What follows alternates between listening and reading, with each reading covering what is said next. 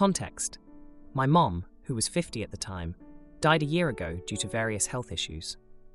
We had her cremated, and her urn is on our mantel above the fireplace. So my new boyfriend, 23 years old, of 3 months, came over to my house for the first time to spend the night. To get to my bedroom, you have to walk through the living room, which has the mantel. As we passed by it, I said, "Say hi to my mom," by force of habit, since it's a thing with my friends. When they come over, they either find my mom to say hi, or I go, "Say hi to my mom." That didn't stop after she died, it just stuck. And they would go, "Hey, OP's mom." So I said that to him, and he stops walking and looks around. We're completely home alone, and the living room doesn't have the lights on, so he doesn't see her urn immediately. I laughed and pointed to the urn and just started walking again, but he stops me and looks at me with a half-concerned, half-annoyed expression. I asked what's wrong, and he annoyedly asks, "Why would you tell me to say hi to her? Why wouldn't you tell me she's dead before this?" And I was puzzled. The topic of her death never came up in the last few months of us dating. Plus, we only knew each other for a few months before dating and never got super close. So I didn't think of mentioning it, and I didn't think it was a big deal, so I told him that. He said I'm a jerk for springing my mom's death on him, and then laughing about it. I only chuckled because I thought it was silly he actually looked around for her. I wasn't laughing at her death. I don't know if I'm the jerk, but maybe it wasn't the best way to tell him about her death. But if the lights were on, he absolutely would have seen the urn, as it's decorated and has fairy lights that we turn on at night. So I think since he was supposed to spend the night, he would have seen it when he got up for water or something. He didn't end up spending the night and left shortly after. This was yesterday, and he texted me good morning today, but hasn't texted otherwise. Am I the idiot? Update. Jesus Christ. This has gotten way more attention than I thought it would. Let me clarify a few things. Also, there's a further update on my page. Another clarification, since everyone is assuming I invited him over for intimacy. The spend the night request was not sexually based. I'm home alone for 2 days due to other familial reasons, and I'm a generally anxious guy, so I wanted someone home with me.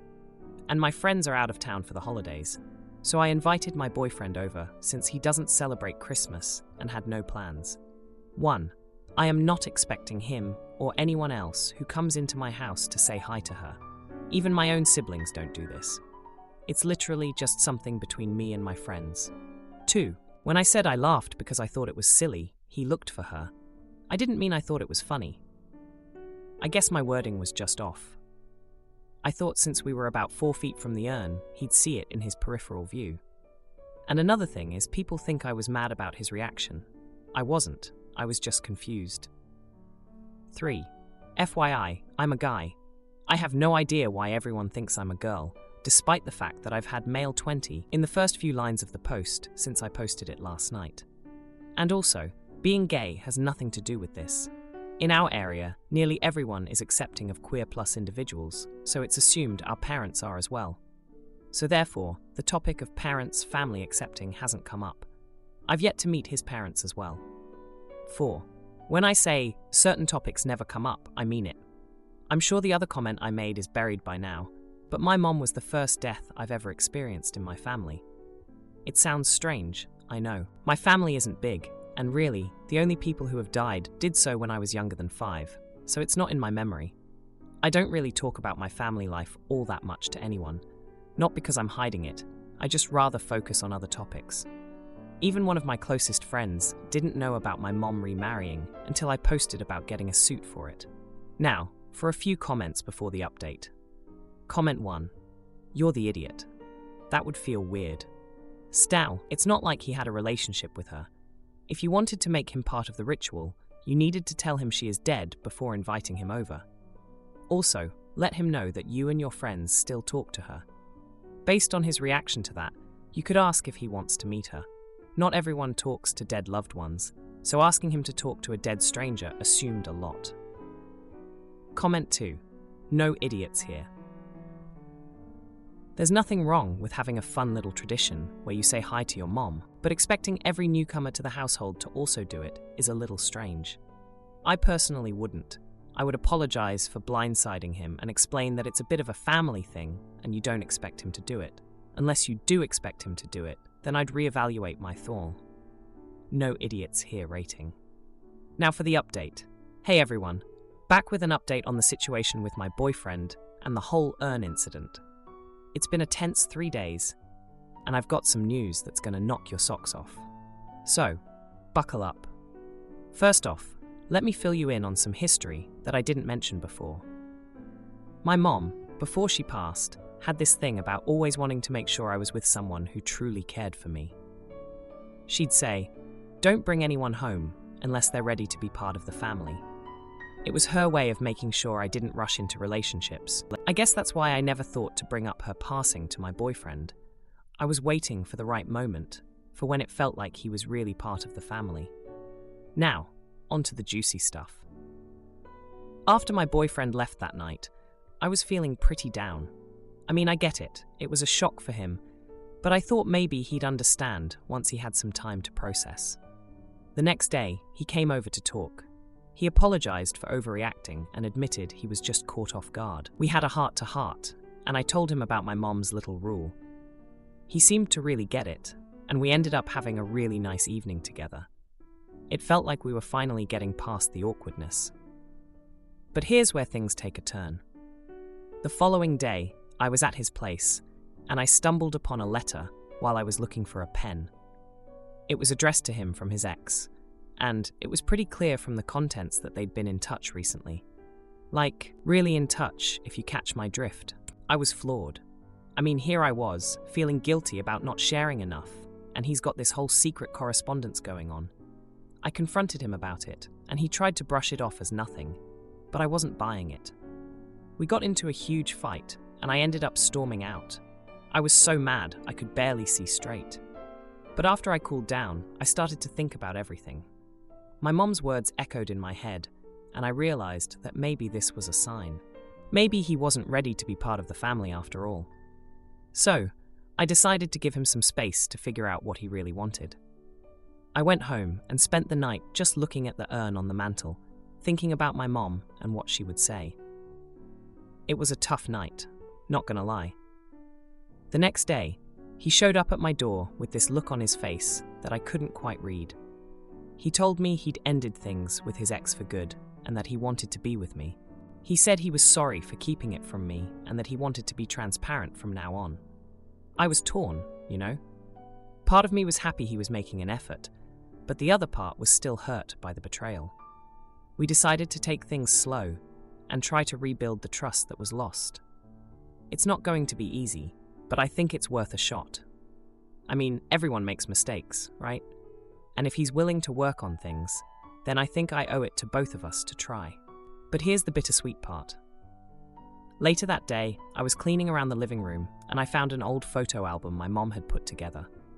It was full of pictures of her and me, and on the last page, there was a note she'd written. It said, "Always remember, love is about forgiveness and second chances. Don't be afraid to give them, but never settle for less than you deserve." It hit me hard. I realized that maybe this whole mess was a test to see if my boyfriend was the kind of person who could own up to his mistakes and work to fix them. And a test for me to see if I could forgive and give that second chance my mom talked about. My sister's toxic entitlement over a cruise ticket ends when I refuse to pay. She plays the victim, but the truth hits hard and... My 19-year-old female grandparents are celebrating 50 years of marriage this year and have invited the whole family to go with them on a cruise for a family reunion. That means all 6 of their children and their extended family, roughly 125 people, are going on a week-long vacation in March. I adore my grandparents, but have a complicated relationship with my parents.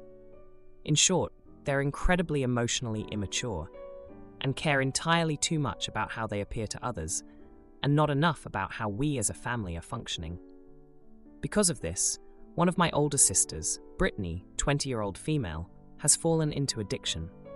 Though I've tried my best to help her, without the support of my parents, there's very little I can actually do.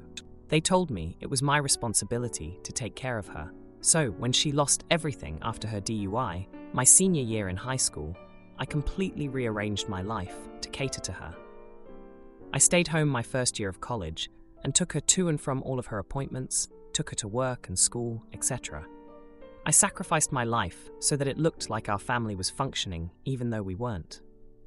Unfortunately, with addiction, there's always the chance of relapse, and my sister relapsed hard. She overdosed, and I found her and had to rush her to the hospital. Still, my parents refused reasonable help. So, I stopped doing everything and decided to go to the school of my dreams and live my own life. After a week of having to actually parent, I got the apology call and the request to support her again. I denied them and have 100% been independent since. Which brings us back to the cruise. Last week, my parents called to inform me that I'm expected to go on this cruise and pay for everything myself. Which is fine. I'm an adult. However, I was not expecting to pay for Brittany. My parents said, without reliable transportation, she's been unable to maintain a steady income, and it's my fault for moving away. So it's reasonable for me to pay for her and have her pay me back. I told them no, and asked why they couldn't. Turns out, in addition to paying for my younger sister Callie, 16-year-old female, they've also decided to pay for my nieces, 2-year-old female, 3-year-old female, 5-year-old female, and 2 stepsisters, 28-year-old female, 24-year-old female. I doubled down. I'm paying for my own school and don't want to dip into my savings when I know I won't get paid back. But now I'm getting non-stop hate messages from the rest of the family. I don't think I'm being unreasonable, but with my grandparents calling me begging me to go on the cruise and to just go ahead and pay for my sister, I'm wavering. Am I the idiot if I still refuse? Now for a few comments before the update. Comment 1. Not the idiot. Either your parents pay for their adult child or your grandparents pay for their adult granddaughter. End of story. ETA. There are approximately 125 people going on this cruise. Gammy and Gampy can ask those people to split the burden of your sister's fare if they are so insistent on having everyone on board. I cannot believe that some people have the audacity to want to celebrate their anniversary with a family cruise, invite 100+ people to go, but are presumably unwilling to pay for anyone to go on said cruise. Comment 2. Not the idiot. I wouldn't even go on the cruise.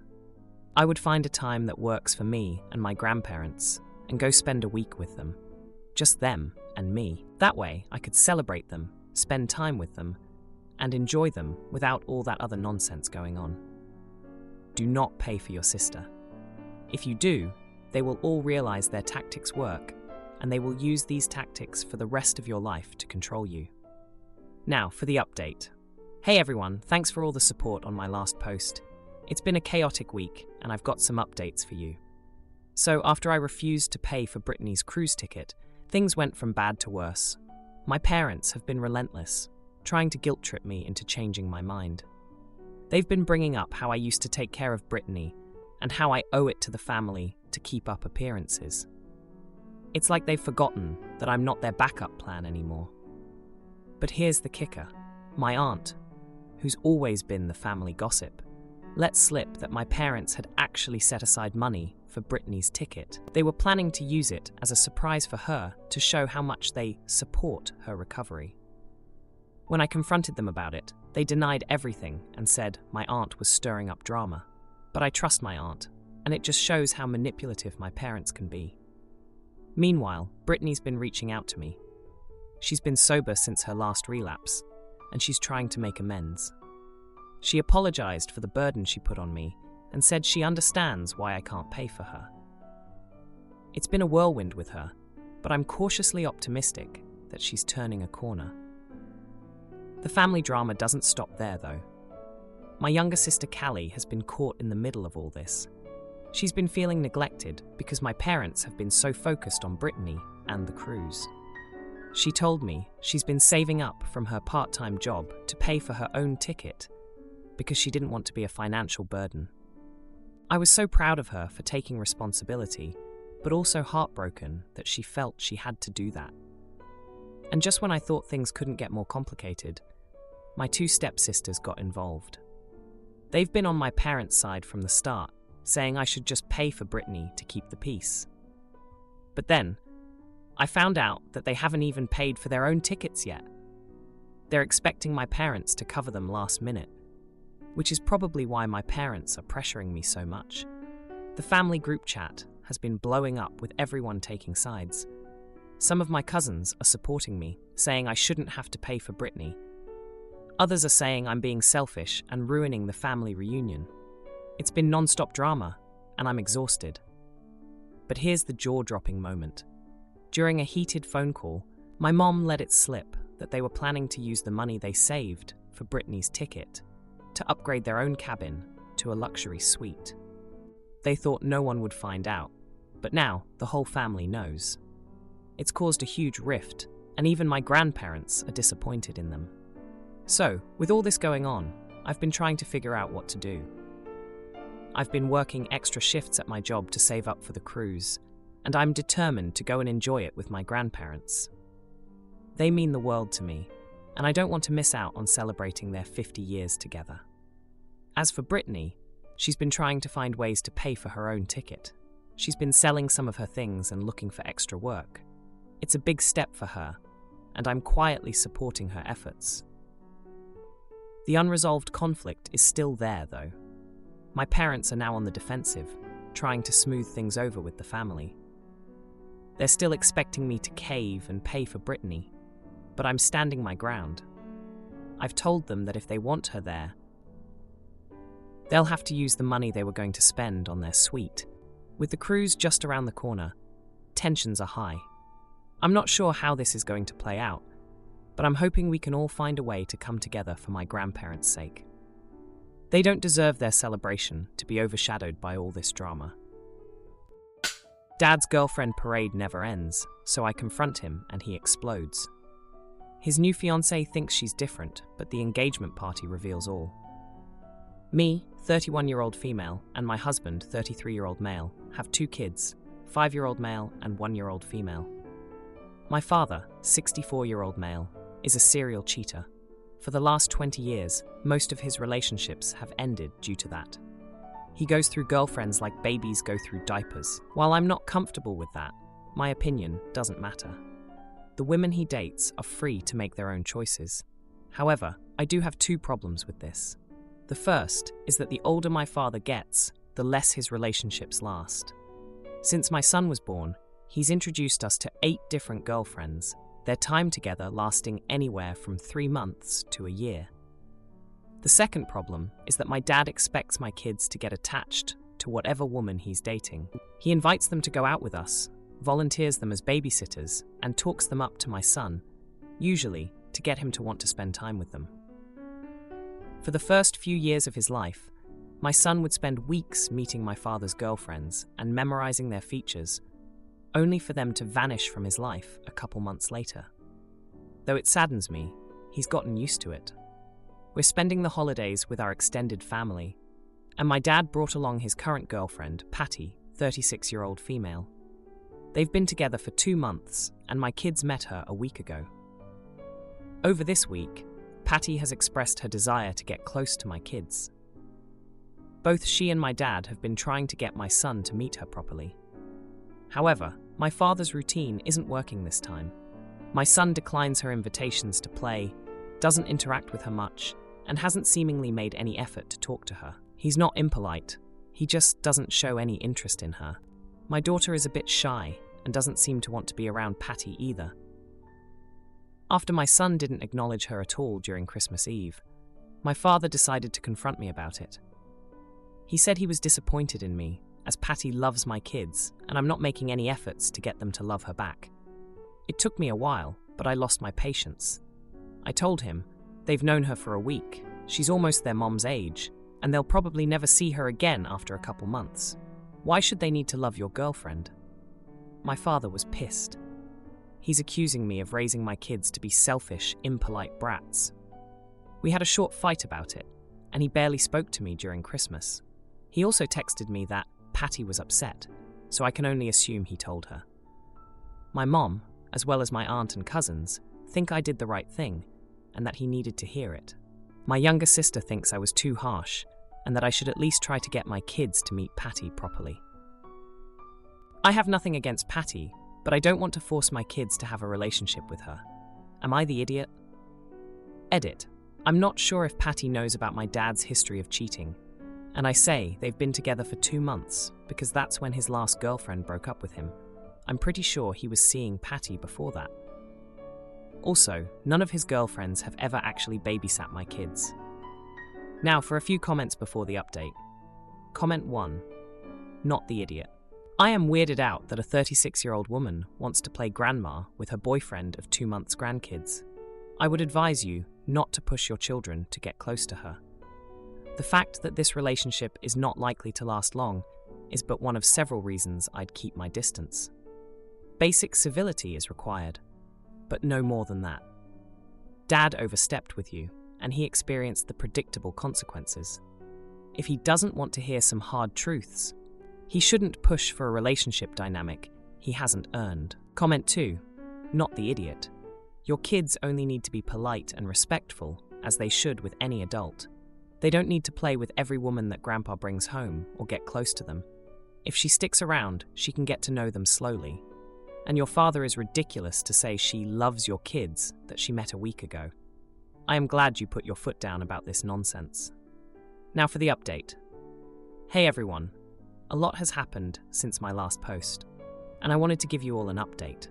So, after the Christmas blowout with my dad, things cooled down a bit, or so I thought. But boy, was I in for a surprise. First off, let me give you a bit of history about my dad's dating life. It's been a revolving door of women, and it's not just the cheating that's the problem. He's got this charm that makes you believe he's changed every time he introduces a new girlfriend. But history has shown us that's never the case. Now, back to the present. After the holidays, my dad and Patty stuck around for a bit longer than expected. Patty was trying really hard to bond with my kids, bringing gifts and trying to play with them. My son, who's seen this pattern too many times, wasn't having any of it. My daughter, still being a baby, was indifferent as usual. Then, out of nowhere, my dad announced that he and Patty were getting married. Everyone was shocked, especially since they'd only been official for 2 months. My mom, who's been through the ringer with my dad's antics, just rolled her eyes. My sister, who always tries to see the best in him, was cautiously optimistic. But here's the jaw-dropping part. Patty was pregnant. That's right, my dad was going to be a father again at 64. This news sent ripples through the family. My kids were going to have an aunt or uncle who was younger than them. It was a lot to process. My dad, in his typical fashion, expected everyone to be over the moon. He wanted to throw a big engagement party and have my kids be part of the celebration. I was torn. On one hand, I didn't want to support this circus. On the other, I didn't want to be the one who caused a family rift. So, we went to the party. It was as awkward as you'd imagine. Patty was glowing, talking about baby names and nursery themes. My dad was beaming, acting like the proud soon-to-be father. And there I was, trying to keep my kids from feeling too overwhelmed by all the attention they were getting as the big brother and big sister. The party took a turn when my dad's ex-girlfriend showed up. Yeah, the one before Patty. She was furious, claiming that my dad had promised her they would get back together. The confrontation was intense. Voices were raised, and secrets were spilled. It turns out my dad had been seeing Patty while still with his ex. The whole room was in shock. My son, bless his heart, chose that moment to ask loudly why Grandpa was always making new girlfriends. The room went silent. My dad tried to laugh it off, but the damage was done. Patty, who apparently had no idea about my dad's history, was devastated. In the aftermath, my dad tried to do damage control. He told Patty that my son was just confused and didn't understand adult relationships. Patty, still reeling from the revelation, wasn't sure what to believe. A few days later, my dad sat me down for a talk. He accused me of turning my son against him and Patty. I tried to explain that my son was just being a kid and saying what he observed. But my dad wasn't having it. He said I was responsible for Patty's hurt feelings and that I needed to fix it. I was at a loss. I didn't want to lie to my son or force him to accept a situation that even I wasn't comfortable with. So I decided to have a heart-to-heart with Patty. I explained that my son's comment wasn't meant to hurt her, but it was a reflection of the instability he's seen in his grandpa's relationships. Patty was more understanding than I expected. She admitted that she was starting to see the pattern too, and was having second thoughts about the wedding. She thanked me for being honest and said she needed some time to think about everything. So here we are now. My dad is trying to patch things up with Patty, who's still deciding what to do. My kids are just happy to be out of the spotlight for a while. And me, I'm just trying to navigate this family drama without losing my mind. If you like this video, you'll probably like these too. Also, while you're here, please consider subscribing. It's your support that keeps this channel alive and allows me to make better and longer videos. Have a great day.